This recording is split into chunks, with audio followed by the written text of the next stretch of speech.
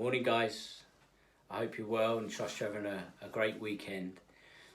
I'm Dan, and it's my pleasure to be leading you through this week's Glow session, where we'll be continuing with our series on how to read this bad boy, the Bible. And this week, we are going to look at the different literary styles used within the writing of the Bible, and what that means for us, how we can relate to different styles, and what that means for us, So first off, I'd like to encourage you to click on the link and watch the Bible Project video, and I will see you back here in a bit. Welcome back. Hope you found the video helpful and informative. I know I did. I like the way that the guys broke the different styles down into three categories, so they had the narrative, the poetry, and what they called the prose discourse. So the narrative being the stories, excuse me, being the stories. So we think of parables that Jesus used to use as a way of getting his point across to his disciples, and stories are a great way of teaching people because we can relate to different characters in the stories, maybe different settings, and so they're quite relational, and we can see a bit of different characters and see a bit of ourselves in them, and we can then experience and engage in the word through that way, And then we've got the poetry, which is slightly more. It's more creative. It's a little bit deeper. It's a little bit emotional, more emotional. So the stories were relational, and the poetry is a little bit more emotional. So you can actually feel the word, feel God through the word, through reading of the Psalms, the poetry. And then what the lads called the prose discourse, which is the letters and the essays, and we think of the apostles' letters. We think of Paul writing, and all the letters to the different churches, and they're very instructional. They're logical. They tell us what happened, and they're an account. So they're quite more formal, a bit more formal. But all three, brilliant. But we just might engage with the word slightly differently at different times in our life, in different circumstances, through engaging in one of these different styles. And for me today, I'd like to just focus on the Psalms, the more emotional, creative writing, if you like, and the way that I can relate my experiences, but just by sharing a bit of my testimony, really. And I think we've all been through some stuff in our life, and for me, the biggest thing about the Bible, my biggest experience is just how much it changed my life, how it completely changed my life. I think some of you are aware, I may have shared my testimony before about the struggles I had with addiction through my 20s and 30s, and I got into some pretty dark places, and I didn't see a life without drink or drugs in it. They were my God of choice. I didn't know Jesus until the age of 34. My parents didn't go to church, weren't believers. I wasn't brought up around the faith. I just didn't have a relationship with Christ. So when I hit a rock bottom, a place of sheer desperation, something inside of me guided me towards the Bible. I'd got myself clean and sober for a little bit, and I was guided towards the Bible. And as soon as I picked it up and started reading it, wow, it just spoke to me. This book gave me new life, literally gave me life. I was dying. And I get to 3 years of living this new life, reading this book daily, sucking up every word in there, and feeling it feel the Spirit just filling me up and giving me purpose and direction.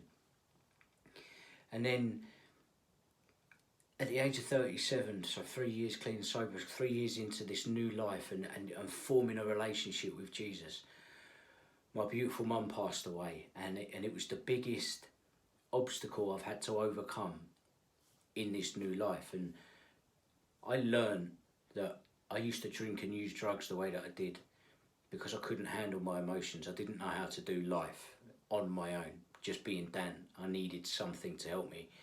And I believe that's the case for all of us. And my something was just the wrong thing, you know. I wasn't guided towards Jesus. I guided myself towards a different solution. So now at this time when my mum's passing, I did have a relationship with Christ. I was learning to trust and rely upon him in all areas of my life. And so when my mum passed, I was rocked. You know, my life changed. My life changed overnight, and I just thank God that I knew him at that point. I don't know where I'd be if I didn't have that relationship with Jesus through this book, going through that experience. And famous psalm, Psalm 23. I read it at my mum's funeral, and it just spoke to me, and it gave me so much hope, and it encouraged me, and it reminded me who I was at a really dark spot in my life. I'd just like to read it to you now. So Psalm 23. The Lord is my shepherd, I lack nothing. He makes me lie down in green pastures. He leads me beside quiet waters. He refreshes my soul. He guides me along the right paths for his name's sake. Even though I walk through the darkest valley, I will fear no evil. For you are with me, your rod and your staff, they comfort me. You prepare a table before me in the presence of my enemies. You anoint my head with oil, my cup overflows. Surely your goodness and love will follow me all the days of my life, and I will dwell in the house of the Lord forever. Those words move me, and I feel them deeply. You know, I go on a journey when I read this poem, this psalm.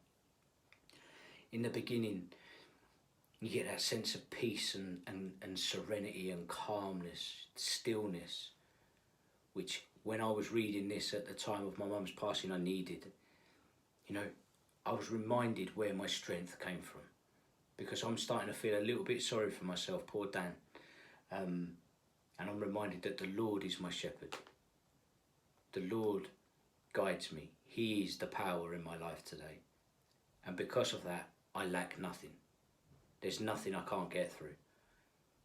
But he makes me lie down in green pastures, beside quiet waters, refreshes my soul. It's soothing stuff. And it goes on to say, even though we may walk through the valley of the shadow of death, or the darkest valley, I will fear no evil. So when I'm at that point in my life, I'm in that dark place, but I'm meant to walk through it. I'm not meant to stay there. And I'm not meant to fear what's going on at that time. Because the evil that was coming at me at that time was the enemy talking to me in my head, telling me I'm worthless, I'm useless. This new life that I've been given, what's the point? I haven't got my mum here anymore. What's the point in carrying on? You know, the lie that was coming into my head. I should not fear it, for God is with me. And I'm reminded as I read this psalm, just where my strength comes from, and just what my future is to be. I'm reminded of God's promises as I continue in the psalm. You know, it tells me that his rod and staff will comfort me. God comforts me in those times, and that he will prepare a table before me in the presence of my enemies. So even though the devil is talking to me in my head, God is already preparing this amazing feast where we will sit down together, and there's nothing that anyone can do that can change that. You know, talking about anointing my head and my cup overflowing, the promises of the goodness to come. And that this goodness and this love will follow me all the days of my life. And I will dwell in the house of the Lord forever. And I'm envisaging this as I'm reading it. And it just encourages me, it gives me hope, it gives me strength to get through dark times. We all have struggles, you know. We may not have lost a loved one or battled addiction or been through some real bad turmoils, but I'm sure we've all had negative thoughts, and we've all we've all messed up at some point, or not done as well, or tried as hard as we should have, or we all just get a little bit lost. I would encourage you that the Bible has the answers. In any three of those narrative, poetry, discourse, in any three of those literary styles, there is a solution to what's going on for you at any given time. So I would encourage you to familiarise yourself with the Word. Take your daily bread, read the Bible. It is life-giving, life-affirming. This book is alive.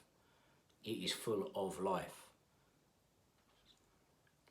This is this is good stuff. good stuff. And the more we familiarise ourselves with the scriptures, we know where to turn when we're at certain points in our life. So when we need encouragement, I now know where to look in the Bible. I now know where to turn. And if you don't, or if at times when I don't, then ask. Reach out and ask someone. Ask someone on the youth team. Ask anybody that is within the church, or anybody who knows their way around this beautiful book, and they will guide you to the right places. But it's all there. Familiarise yourself. Feast yourself upon the Word of God, and nothing but love and joy and comfort and peace will come from the results of doing so. So that would be my encouragement for you today and for the rest of this week. Just experience all three different genres. Have a flick through the Psalms and read some of Jesus's parables and some of the stories that are told, and Paul's letters, and just see where you're at the moment, and which one speaks to you the clearest, or hits you the hardest in the heart, and just experience the Bible. Bring it to life. Let it bring you to life. It's amazing stuff. So I hope that you've enjoyed this morning's session, and hopefully see some of you next Friday at UV. It would be good to see you there, and enjoy the rest of your weekend. I'll see you soon. God bless.